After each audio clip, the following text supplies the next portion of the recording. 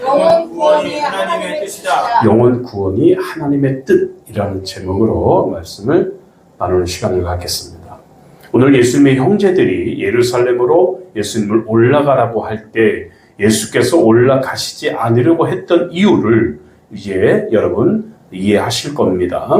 무엇 때문입니까?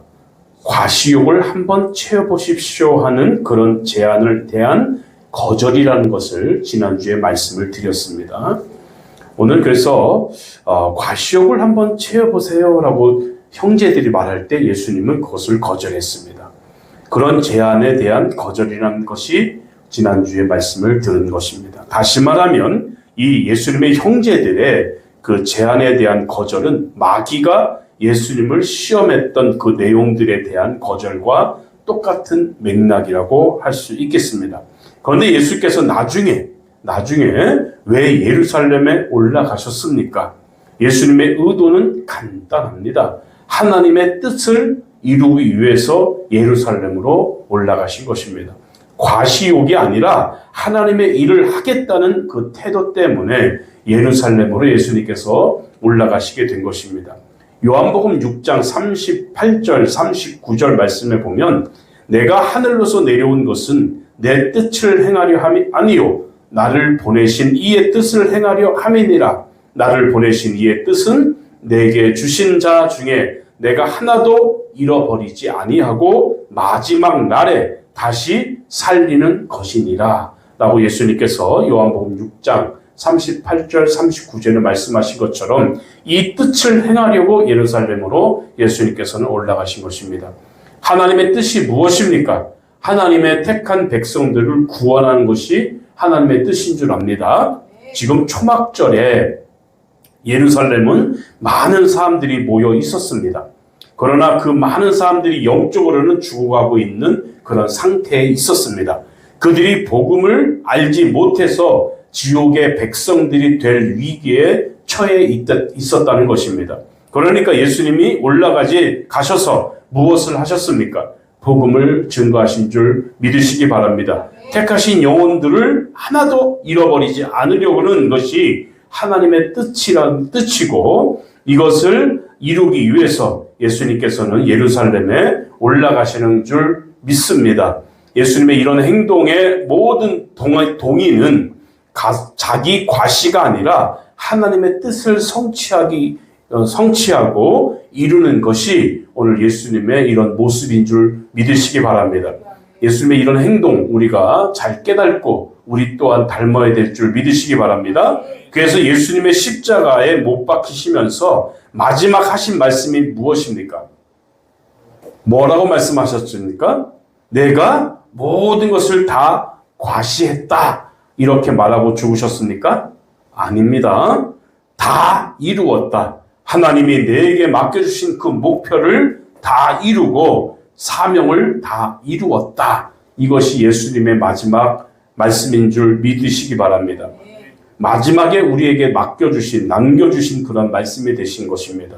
이것이 성도 본연의 자세가 되어야 될 줄 믿으시기 바랍니다. 그러므로 우리에게 주신 모든 능력을 가지고 과시하는데 사용하는 것이 아니라 오직 하나님 앞에서 열매를 맺는데 우리가 사용해야 된다고 말씀을 드립니다. 주께서 보시는 것은 무화과 나무의 무성한 잎이 아니라 열매인 줄 믿으시기 바랍니다. 그래서 열매 중심적인 사역을 우리가 감당해야 될 줄 믿으시기 바랍니다. 잎만 무성한 그런 사역이 아니라 열매 중심의 사역을 감당해야 됩니다. 이제 우리 성도들은 거칠애를 다 벗어버려야 됩니다. 거칠애를 벗어버리고 하나님 앞에서 진짜 필요한 열매가 무엇이고 필요한 열매를 거두어서 한국교회의 부흥을 일으켜야 됩니다. 각 심령들을 살리는 일에만 온 힘을 다 쏟도록 우리가 노력해야 될 줄 믿습니다. 그것이 참된 믿음이고 우리 예수님께서 바라시고 하나님께서 원하시는 믿음인 줄 믿으시기 바랍니다. 한국 교회사를 보면 지금 참 침체기에 있습니다.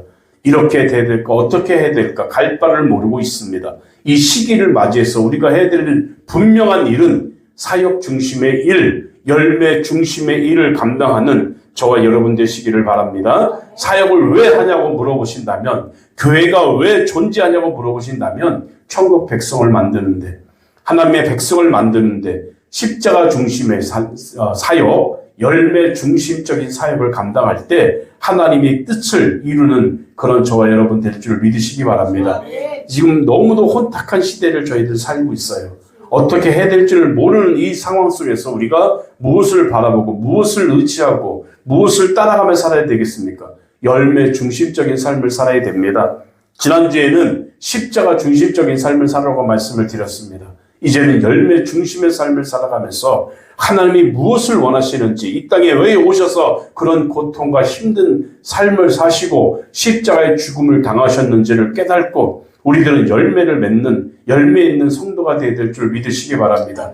그래서 한국교회를 다시 한번 부흥시키는데 최고의 목적을 두고 그렇게 살아가는 저와 여러분 되었으면 좋겠습니다. 그래서 오늘 열매 맺는 것이 하나님의 큰 뜻이고 영혼 구원이 하나님의 뜻인 줄 알고 예수님께서 그 예루살렘을 올라가시지 않겠다고 말씀하셨는데 다시 예루살렘에 올라가시게 된 이유가 바로 영혼 구원의 문제를 해결하기 위해서 올라가신 줄 믿으시기 바랍니다. 이것이 하나님의 뜻인 줄 믿으시기 바랍니다. 오늘 우리에게 또 우리 기쁜 충만교회 아니면 우리 한국교회가 원하시는 것이 교회 성장, 교회 부흥이 아니라 하나님의 영혼들을 구원시키는데 열매 중심적인 사역을 감당하라고 말씀하신 줄 믿습니다. 거칠에만 충성하고 거칠에만 완벽하게 하려고 하는 것이 중요한 것이 아닙니다. 우리의 사역은 열매 중심적인 사역, 십자가 중심적인 사역을 잘 감당해서 하나님 원하는 뜻이 무엇인지를 깨달고 가는 저와 여러분 되시기를 주의 이름으로 부탁드리겠습니다. 아멘. 기도하겠습니다.